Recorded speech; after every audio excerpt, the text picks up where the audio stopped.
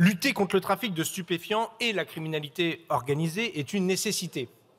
Et ce n'est pas celui qui a rendu un rapport avec notre collègue Guévenoux, que vous connaissez toutes et tous les uns les autres, qui va vous dire le contraire, puisque dans ce rapport sur la réforme de Gérald Darmanin de départementalisation de la police, nous avions eu déjà le retour de l'ensemble des services enquêteurs, et notamment du haut du spectre, de la prédation de la criminalité organisée qui gagnait du terrain et les phénomènes corruptifs qui allaient avec. Nous avions déjà alerté.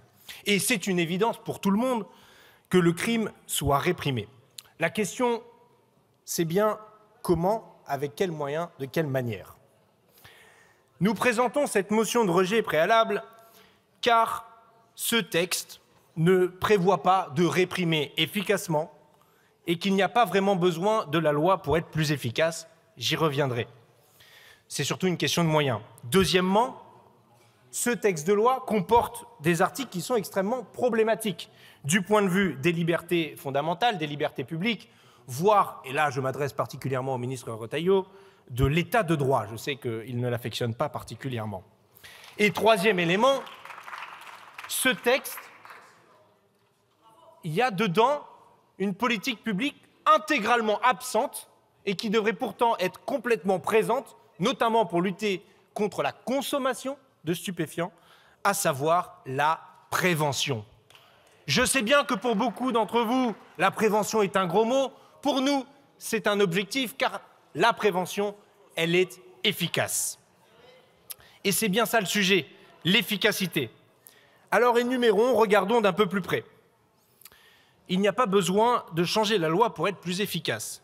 C'est-à-dire, vous nous proposez par exemple un chef de fila en matière de répression.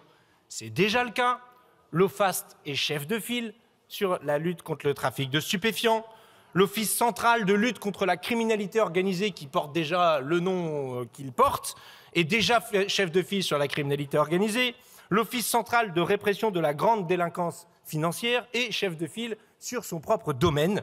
Et j'ajouterai que s'il vous fallait un chef de file des chefs de file, ça a été créé par la réforme de M. Darmanin, qui s'appelle la Direction nationale de la police judiciaire. Et avant, c'était la Direction centrale de la police judiciaire.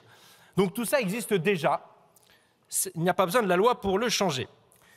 Ensuite, vous voulez une juridiction nationale dans cette loi. C'est, selon vous, nécessaire. Ça tombe bien. Elle existe déjà. La juridiction nationale de lutte contre la criminalité organisée. Oui, la JUNALCO, créée en 2019. M. Darmanin était déjà au gouvernement à ce moment-là, ça doit peut-être lui parler. Vous voulez renforcer les moyens des douanes, par des scanners notamment, nous dit dans les différents rapports, l'excellent rapport de M. Léaumont et M. Mendes le disait évidemment, mais celui du Sénat aussi, des sénateurs Blanc et Durin, nous disent que vraiment ce qui est le plus déterminant, c'est d'être équipé en scanner. Pas besoin de la loi pour acheter des scanners supplémentaires. Renforcer les moyens de la police? Y a-t-il vraiment besoin d'un texte de loi pour faire en sorte que les offices centraux soient à l'effectif cible, c'est-à-dire qu'ils aient juste les moyens qui soient prévus, qu'ils aient à leur disposition? J'y reviendrai tout à l'heure. Non, pas besoin de changer la loi pour ça. Mettre sur écoute, sonoriser, géolocaliser, déjà possible en l'état actuel de la loi. Anonymiser les enquêtrices et les enquêteurs sur le haut du spectre, déjà possible en l'état de la loi. Infiltrer un réseau, déjà possible en l'état de la loi. Perquisitionner de nuit, déjà possible en l'état de la loi.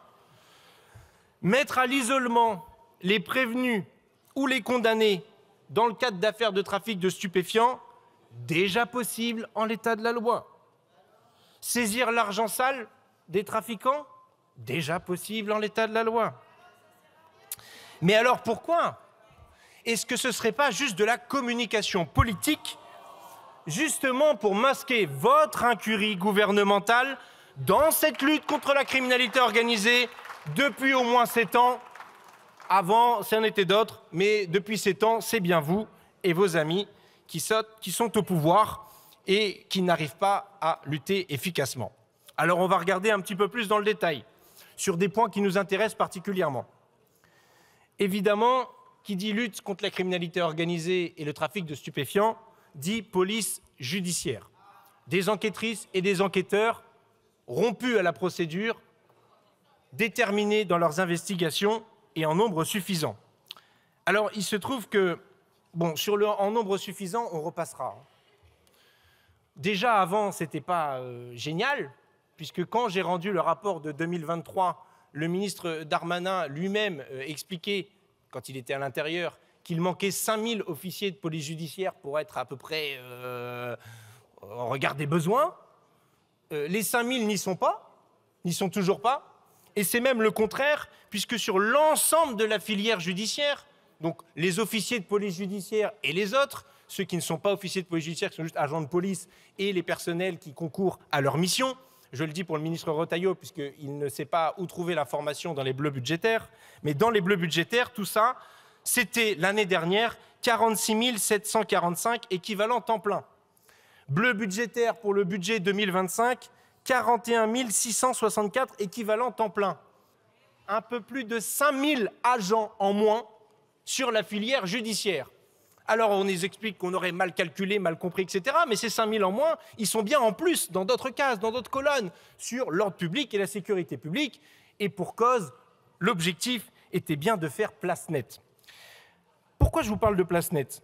Parce que déjà, au moment de la réforme de la départementalisation de la police, qui a eu des gros impacts sur la police judiciaire, l'objectif assumé du même ministre Darmanin, qui est maintenant avec un autre portefeuille, était bien d'améliorer la lutte contre le trafic de stupéfiants.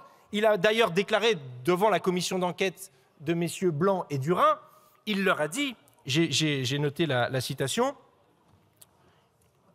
Gérald Darmanin dit, ministre de l'Intérieur à ce moment-là, je ne sais pas si ça a changé d'ailleurs, l'excuse de dire « il faut absolument qu'il n'y ait que des enquêtes judiciaires parfaites pour ne pas faire de voie publique », je crois que c'est justement ça qui fait, me semble-t-il, l'inefficacité publique que le Français moyen voit dans la rue. Donc, il opposait très directement les moyens mis sur la voie publique aux moyens mis dans les enquêtes judiciaires. Voie de conséquence, on retire des moyens à la police judiciaire, on les met sur la voie publique. Pour faire quoi ? Pour faire des places nettes. Des places nettes XXL ou pas XXL, ça dépend de là où vous habitez, et des enjeux politiques du moment et des circonstances.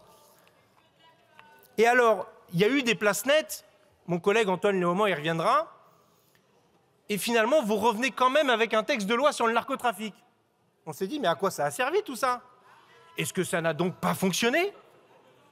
Est-ce que c'est parce que justement, il manque de moyens dans la police judiciaire pour faire des enquêtes de long cours que tout ça est précisément inefficace ? Nous avons la réponse puisque vous-même, vous présentez ce texte sur le narcotrafic sur le haut du spectre. C'est un aveu d'échec de votre propre politique menée depuis 7 ans et surtout pendant les années sous la responsabilité de M. Darmanin.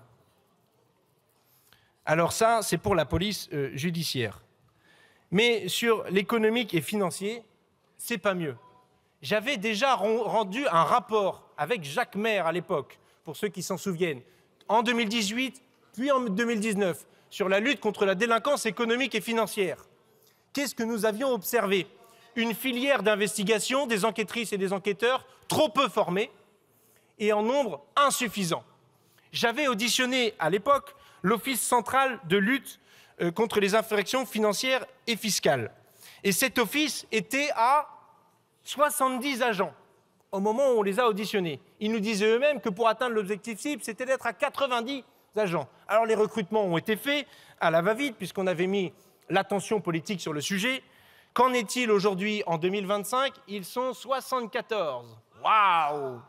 Waouh ! Et encore, ils ne sont pas tous officiers de police judiciaire en leur sein, puisque et ça n'attire pas assez, ce n'est pas assez attractif, et on comprend bien pourquoi, quand il y a 20 € de différence entre la prime voie publique et la prime OPJ, c'est sûr que ça ne donne pas forcément envie.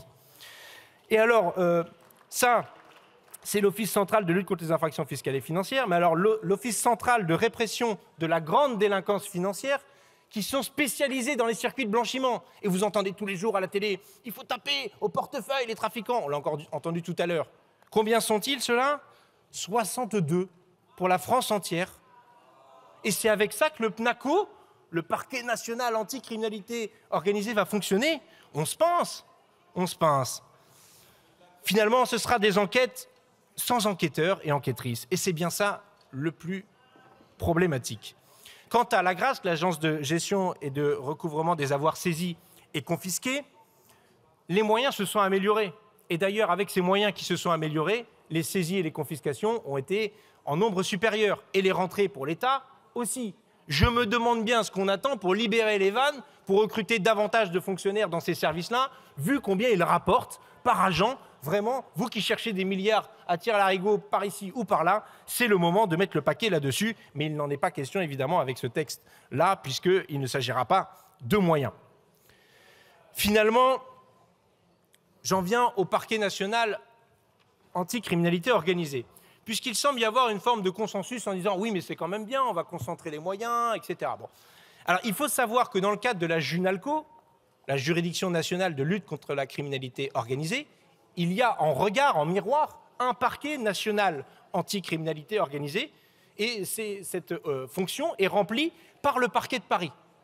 C'est déjà le cas, ils sont là, ils font leur travail de procureur.